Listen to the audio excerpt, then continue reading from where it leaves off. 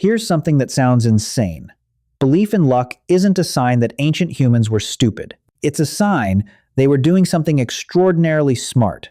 The same mental hardware that made your ancestor cross his fingers before a hunt is the reason your species survived at all. Luck isn't a superstition we outgrew. It's a survival tool we never stopped running. And I know how that sounds. Because everything you've ever been told about ancient belief points the other way. You've been handed a picture of our ancestors as frightened, credulous people, huddling in the dark, inventing gods and omens and lucky charms, because they didn't understand thunder. Superstition as ignorance. Belief as the absence of knowledge. The story goes that we started dumb and got smart, and somewhere along the way, we grew out of luck. The way a kid grows out of the tooth fairy. That story is wrong. Not slightly wrong, backwards. Because here's the thing nobody tells you. The belief in luck is not a bug in ancient human thinking. It's a feature of the most sophisticated pattern detection machine that has ever existed on this planet. It's running in your skull right now. And by the end of this video, I'm going to try to convince you that the caveman rubbing a carved bone before he walked into the dark and the modern person who will not, under any circumstances, walk under a ladder are doing exactly the same thing, for exactly the same reason. And that reason is not stupidity. It's intelligence. It's just intelligence pointed at a problem it can never quite solve. Let's start with the brain. Because before you can believe in luck, you need a brain that does one very specific thing. It needs to find patterns. The human brain is, above almost everything else, a pattern detection organ. That's what it's for. It takes a chaotic, overwhelming, roaring flood of sensory information, and it looks for the thread, the repetition, the thing that happened last time. It notices that dark clouds come before rain, that certain berries make you sick, that the herd moves south when the cold comes. Every single one of those observations is a pattern, and every single one of them, correctly read, keeps you alive. This is not a small thing. This is the thing. The entire reason our ancestors survived on a planet full of animals that were faster, stronger, and better armed is that we could see patterns and predict the future. A leopard is stronger than you, but you notice the leopard drinks at the same bend in the river every evening at dusk. And now you have a plan. That's the whole game. That's how a soft, slow, clawless primate ends up running the planet. But here's the problem with a pattern detection machine this powerful. It can't turn off. A brain built to find patterns everywhere will find patterns everywhere, including in places where there aren't any. It will connect things that are genuinely connected, like clouds and rain. And it will also connect things that just happen to occur near each other once, like the white stone you stepped over and the hunt that failed afterward. To the brain, in the moment, those two things look identical. A pattern is a pattern. The machine doesn't come with a filter that says, this correlation is real, and this one is a coincidence. It just flags them both and files them under things that might matter next time. Scientists have a name for this: apophenia, the tendency to perceive meaningful connections between unrelated things. And before you feel superior to your ancestors, understand that this is not a defect they had and you don't. This is you. This is happening in your brain constantly. You see a face in the front of a car. You hear your name in the static of a fan. You notice you got the promotion the same week you wore the blue tie, and some quiet part of you files that away, and now that tie is a little bit lucky, and you know it's ridiculous, and you wear it to the next interview anyway. That's apophenia. That's the machine doing its job. And it turns out the machine has a second setting that is even more important for our story. It's called agency detection, and it is arguably the single most important idea for understanding why every human culture that has ever existed believed in something invisible. Here's how it works. Your brain doesn't just look for patterns. It looks for agents, minds, intentions, someone doing something on purpose. When a bush rustles, your brain has to make a snap decision. Is that the wind, or is that a predator? And here's the crucial part. The cost of those two possible mistakes is wildly, catastrophically unequal. If you assume it's a predator, and it's just the wind, You've wasted a little energy and felt a little silly. That's the whole price. If you assume it's the wind and it's actually a leopard, you're dead. You are removed from the gene pool. You do not pass on. The calm, rational, probably just the wind version of your brain to anyone. So evolution made a choice for us. Over millions of years, one dead ancestor at a time, it cranked the agency detector all the way up. It made us assume, by default, that things are being done by someone, that there's a mind behind the movement, because the person who overdetects agency wastes a little energy, and the person who underdetects agency dies. Anthropologists call this the hyperactive agency detection device, and it is standard equipment in every human being who has ever lived. Now, put those two things together. A brain that sees patterns everywhere, even false ones, and a brain that assumes there's a mind behind those patterns even when there isn't. What do you get? You get a species that looks at a run of bad hunts, detects a pattern, assumes an intention behind it, and concludes that something is displeased with them.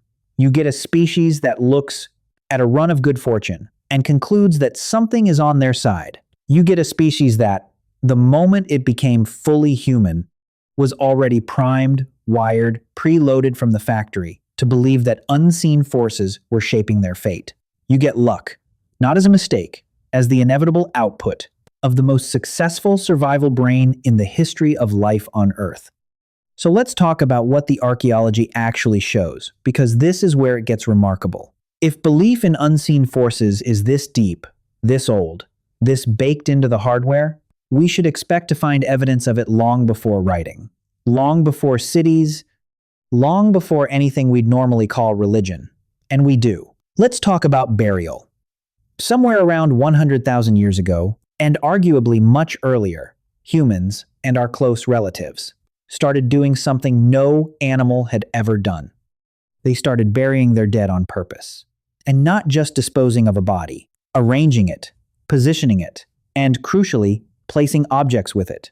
Tools, ornaments, ochre, the red pigment, sprinkled over the body like it meant something. At a site called Sungir in Russia, dating to around 34,000 years ago, archaeologists found burials so elaborate they're hard to believe. One grave held a man covered in thousands of individually carved ivory beads.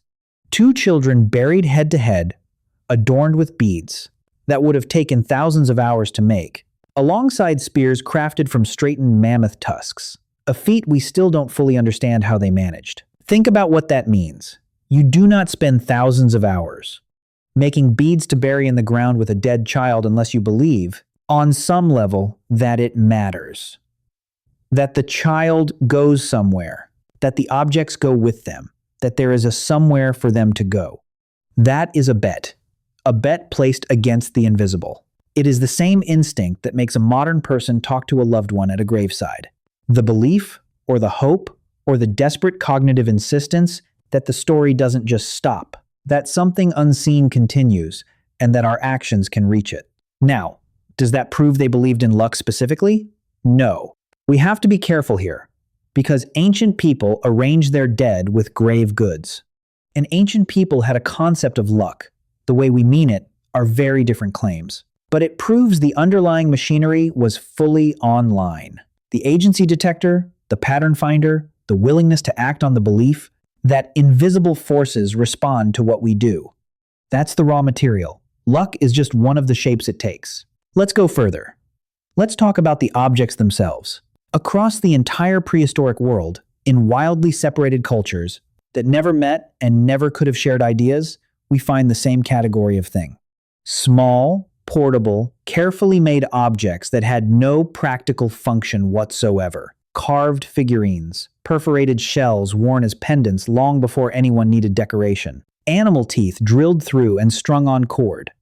Curious stones kept and carried for no reason we can identify from their use, because they had no use. We call them, cautiously, ritual objects.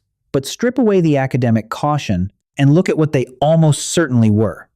They were charms. They were the thing you hold before you do the dangerous thing. The object you rub, or clutch, or whisper to, because the last time you carried it, you came home. And the time you didn't carry it, someone didn't. There it is again, pattern detection. I survived when I had the tooth. I nearly died when I didn't. The machine files it. The tooth is now lucky. And you are not going to be the idiot who tests that theory when your life is on the line. Here's a name to anchor this. The anthropologist Bronisław Malinowski spent years in the early 20th century living among the Trobriand Islanders in the Pacific, and he noticed something that has become one of the most quoted observations. In the study of human belief, the islanders fished in two very different ways. In the calm, safe waters of the inner lagoon, where fishing was reliable and predictable, they used almost no ritual at all. They just fished. But when they went out into the open ocean, into deep water, into genuine danger and genuine uncertainty, where a good catch or an empty net or a capsized canoe was largely out of their control, they performed elaborate magic. Rituals, spells, charms, careful observances, every single time. Malinowski's conclusion cut straight to the heart of this entire video. Magic, he argued, appears precisely where knowledge and control run out. Where you can master the situation with skill, you use skill. Where the situation is beyond your control, where chance rules and the stakes are life and death, you reach for ritual. Not because you're stupid, because you have to do something, and doing something, anything, is how the human mind manages the unbearable feeling of a fate it cannot control. Sit with that, because it is the key to everything. Luck belief is strongest exactly where uncertainty is highest, and stakes are deadliest. It is not randomly distributed across human life. It clusters, with almost mathematical precision, around the parts of existence we cannot govern. Death, weather, the hunt, childbirth, war, love, the harvest. The exact same domains, by the way, where you'll find superstition thriving today. Gamblers are superstitious. Athletes are wildly superstitious. Soldiers are superstitious. Farmers, sailors, anyone whose livelihood depends on forces bigger than they are. Office workers with a stable salary and a predictable commute, not so much. The magic goes exactly where the control isn't. It always has. Now, let me throw something at you that might sound wild, but is taken seriously by respected researchers. What if believing in luck, even when it's completely false, was actually the correct move? Not morally, not spiritually, mathematically. What if a brain that believes in lucky charms outperforms a brain that doesn't, even when the charms do nothing at all? This comes from a body of thinking called error management theory, developed by researchers including the evolutionary psychologists Marty Hazelton and David Buss. And the core idea is the one we already met with the rustling bush, taken to its full conclusion. When you're making decisions under uncertainty, and the cost of your two possible errors is unequal, evolution will not select for the brain that's accurate. It will select for the brain that makes the cheaper mistake. Let's run it. You have a ritual you perform before the hunt. Rubbing the stone, saying the words. Suppose the ritual does absolutely nothing. It has no power over the animals, no effect on the world, zero. What does it actually cost you to perform it? A few minutes, a little breath, almost nothing. And what's the potential downside of skipping it? In a mind that has connected the ritual to survival, skipping it means walking into mortal danger with a screaming sense of wrongness, with fear and hesitation and a divided attention that might genuinely get you killed. The belief steadies your hands. It quiets the doubt. It lets you commit. So the cost of believing is tiny, and the perceived cost of not believing is catastrophic. And a brain doing that math over and over across 10,000 generations will land in exactly one place. Perform the ritual. Carry the charm. Believe in the luck, even if, especially if, you can't prove it works. The belief is cheap insurance against a fear that could otherwise paralyze you at the worst possible moment. There's real evidence this isn't just a nice story. Modern psychologists have run experiments where people are given a golf ball, and half of them are casually told it's a lucky ball. The ones who think the ball is lucky sink more putts. Give people their lucky charm before a memory task, and their performance improves, and it improves through a completely real mechanism: confidence. The belief lowers anxiety. Lower anxiety improves execution. The magic doesn't touch the world. It touches you. And a calmer, steadier, more committed you is genuinely more likely to succeed. The lucky charm works, just not for the reason anyone thinks. Your ancestors couldn't have explained the neuroscience of that, but they didn't need to. They just noticed that the hunter who believed came home more often, and the machine filed the pattern. Now we have to talk about the turn this story takes. Because it isn't all charms and comfort and steady hands. There's a darker shape the same instinct can take, and it's the uncomfortable part of this whole subject. Because if you believe unseen forces decide your fate, and you believe those forces respond to what you do, then a run of catastrophic bad luck demands an explanation. The crops failed, the children are sick, the rains didn't come, the pattern-detecting, agency-assuming brain cannot accept that this is random. It refuses. It insists there is a reason, an intention, a cause. And so it goes looking for what changed, what we did wrong, who angered the unseen. And that is the machinery of the curse, of the taboo, eventually, tragically, of the scapegoat. The same instinct that makes a lucky charm comforting makes a blamed outsider convenient. If misfortune has a hidden cause, someone can be found responsible for it. Human history is drenched in the consequences of that logic, from ancient blood sacrifice meant to appease invisible displeasure, all the way to witch trials, where communities under stress from failed crops and disease went looking for the person whose bad luck was contaminating everyone. The instinct that soothes the individual can turn and devour the community. Same wiring, different, terrible output. And it doesn't stop in the ancient world. Look at where this instinct lives now. An entire global casino industry is engineered, deliberately, to hijack your pattern detector to make you feel that a win is a signal, that you're due, that this machine is hot, that your ritual is working. The lights, the near misses, the sense of a streak, all of it is precision-tuned to exploit a 100,000-year-old bug in your reasoning and turn it into profit. Your ancestor's charm cost him a few minutes of breath. The modern version is designed to cost you everything you have, one convinced. This time, pull at a time. The instinct is ancient and, in its origin, almost innocent. What we've built on top of it is not. So, did ancient humans believe in luck?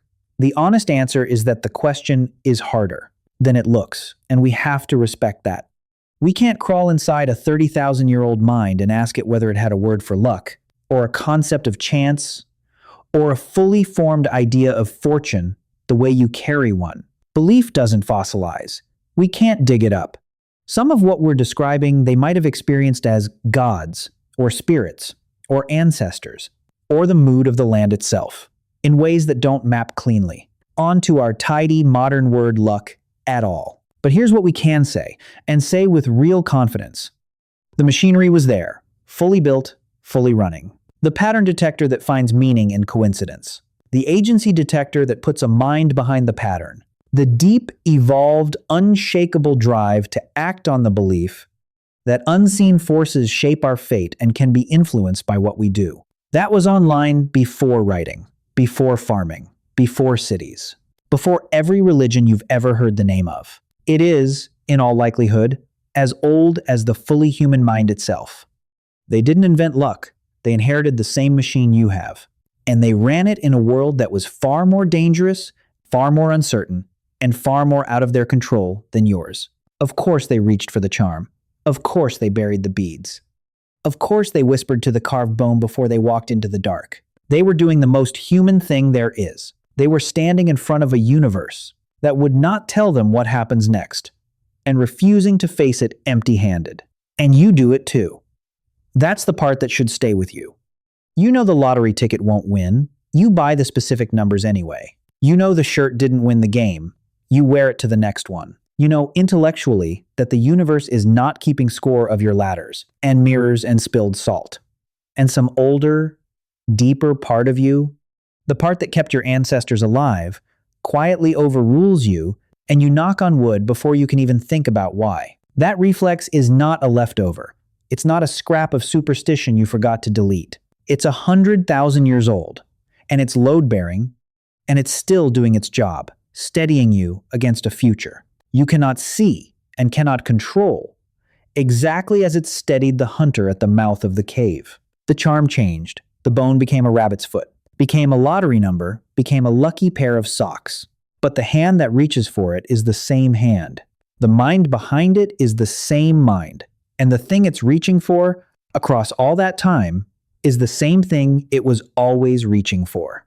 A little control, a little comfort, a little edge against the dark. So here's my question for you. What's your lucky charm? The one you'd never admit to in serious company, but you'd never throw away either. Let me know in the comments. I genuinely want to know. Until then, take care of yourselves, and I'll see you soon.